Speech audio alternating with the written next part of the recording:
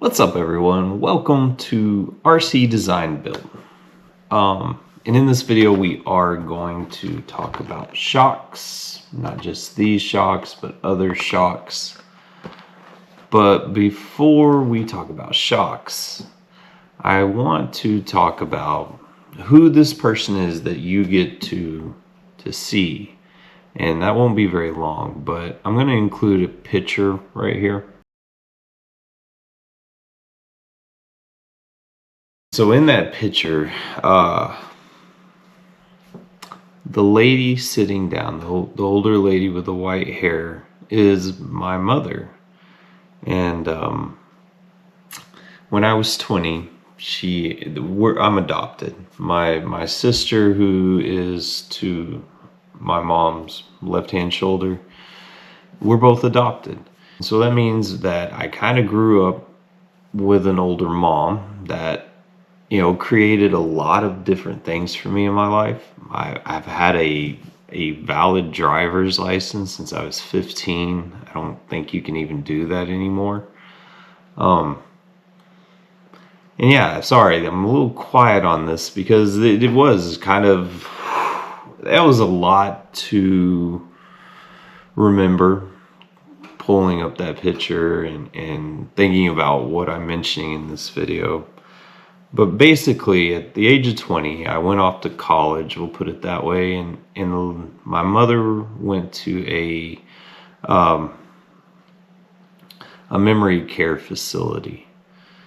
So I've never lived at home since then. The person that stepped in when that time period happened was an aunt who, she left some very important fingerprints on me. And this is where I'm going to end what I'm trying to say. One of those fingerprints is that you get what you pay for. The girls in that picture, they're all grown up with families of their own now. They're my nieces. The other lady is my sister from my mom. But anyway, there's that picture. And there is what created the person that sits before you today. So let's talk about shocks. Thank y'all for being here. I thank you for going through that with me. It's important to know who people are and whether or not they're in it for one reason or the other. I'm not going to mention any product names in this video. All I'm going to do is show you what these things are made of, right? And the shocks we're looking at, these are intended for bashers. And when I say a basher, I mean a car that you're not necessarily going to take out and just drive through the grass, or you're not going to jump, or you're not going to, potentially mishandle in a way that it wasn't intended for, right? So for those who buy RC cars and that's your on-road experience or your slightly off-road experience, these shocks won't necessarily be ones that would be intended for those situations. These are intended for the cars that are going to go out and be jumped and are going to need to be able to have some support in order to stay in one piece, right? So it may seem a little redundant, but how easy are they to get to, right?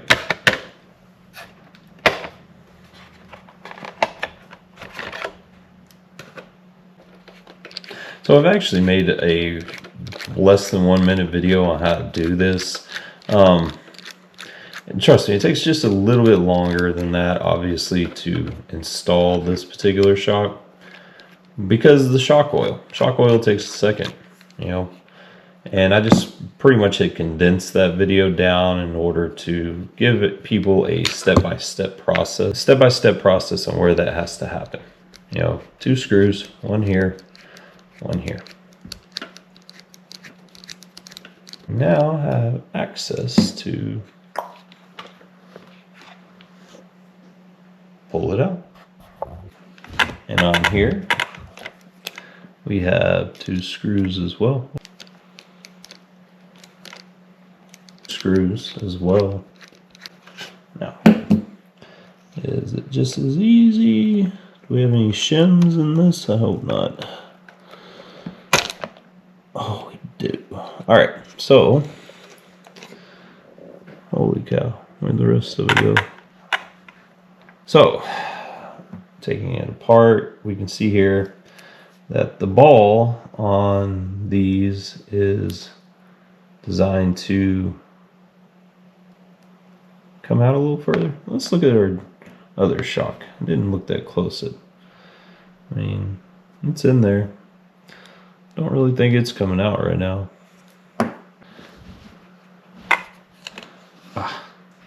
Fell in there.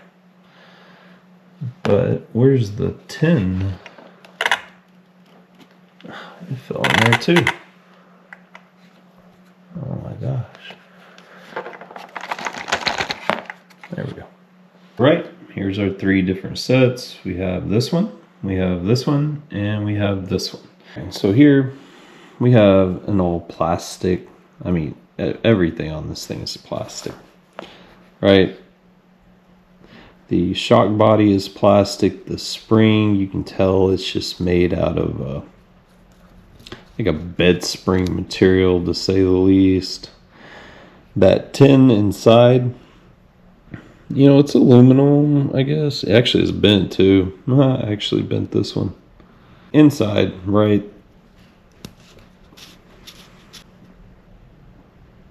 Not much to it. We got that E-clip, I think. Oh, yeah, there it is. E-clip, right? And this plastic. Use no adjustable bodies. Oh yeah, look, I even broke the little clip right there, or the top of the body. Right, plastic shock. Not much to it. Here, this is a different one.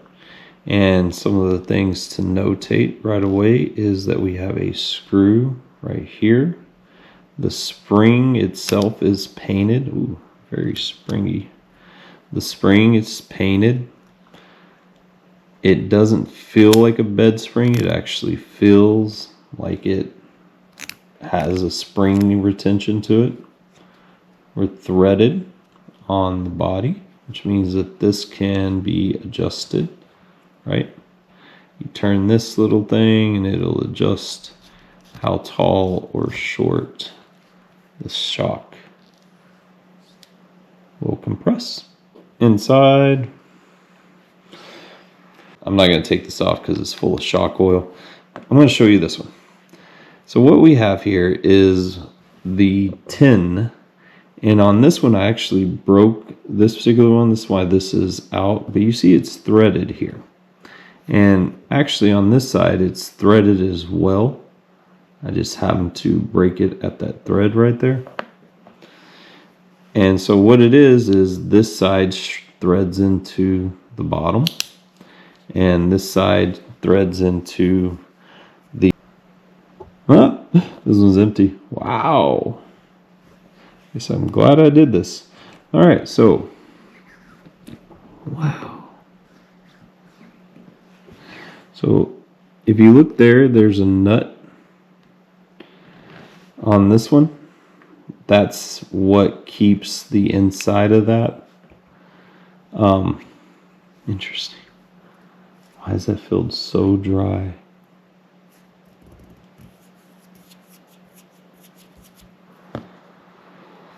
So this is what this particular shock is made from.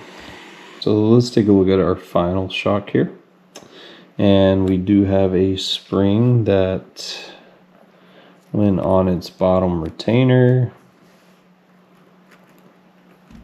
Does have a good spring to it. It seems very... it seems like it recoils, but it definitely doesn't feel as rough as this one. It is coated there. And of course,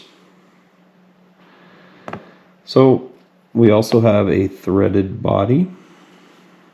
And I think that's super important to have on a bashing shock, is the ability to adjust this up and down. On the bottom, let's see. On the bottom right here, sorry, there it is. On the bottom, I know this eye screws into this. It is a,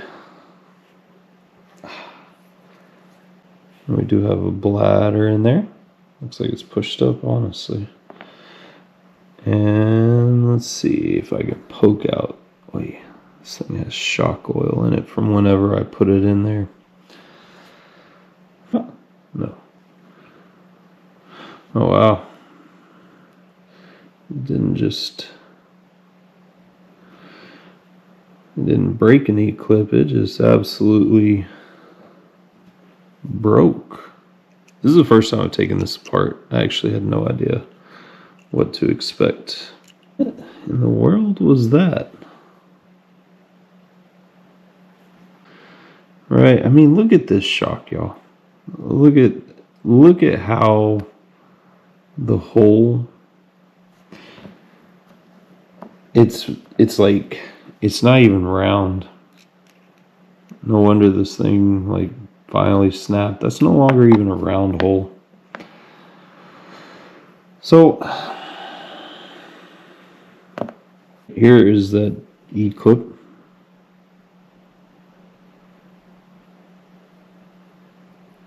And here is the second one right there. So they are definitely needing to be replaced. And so, right, why even talk about this, right? We have to look back to the beginning of that video, and we have to look at the lesson that my aunt taught me. You get what you pay for. I haven't removed the price tag from this one. That's what it cost for this particular set of shocks in 4. And it does come with shock oil. Now, as of right now, I had this for a reason, right? I had this piece because it broke. And I was able to get the replacement parts, which for 2 of those is $10. For 4 of the bottom retainers that the part broke off that screwed into, right? For 4 of these bottom retainers, it's $4. And you do get 4, so I only don't have to, so technically it cost me $2. I have 2 still left over. And that's what happens there. So let's look at this set.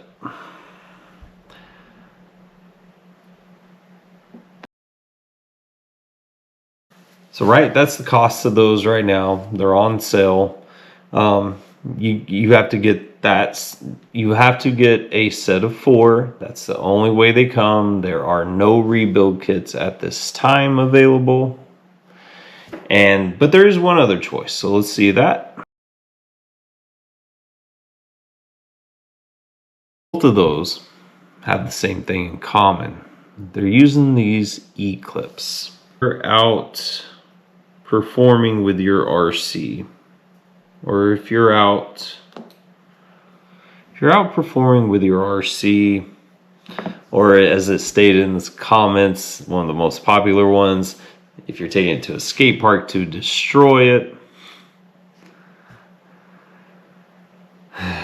I could make a whole video on people's comments from that video. I really could. I could make like a whole like 3-part series almost. It's kind of funny. And the truth is I have footage from a few different things related to it that would make that very easy to do. So, right, if you're gonna take one of these out and you're gonna jump it, or you're gonna be real hard on the suspension pieces that are related to what we looked at today, well, I don't think that I'm going to make the same mistake twice. It's not that important to me at this moment. I had way bigger plans, goals, but for now I'm just gonna wait until someone presents something of a better quality. I don't want to just keep throwing money at something that, I'm not. This piece I continue to show, I almost forgot to mention, it's titanium nitride coated. And so I want something of good quality to be produced. I don't want something that just looks cool. I want it to have functionality. And so that's what a lot of this is about. So right, in conclusion, thank y'all for allowing me to share with you a little bit about who makes up the person I am and why it's so important to me to at least attempt to try, and I will. I'm a patient person. I will wait until something else is available. So anyway, happy y'all were here. Super happy y'all were here. Thank you for watching. If you didn't get a chance to throw a like or a subscribe, please know that I'm always welcome. I'm always grateful, and I always want to make sure that people recognize that they are appreciated, and I do appreciate you. So thank y'all for being here. Catch you on the next one.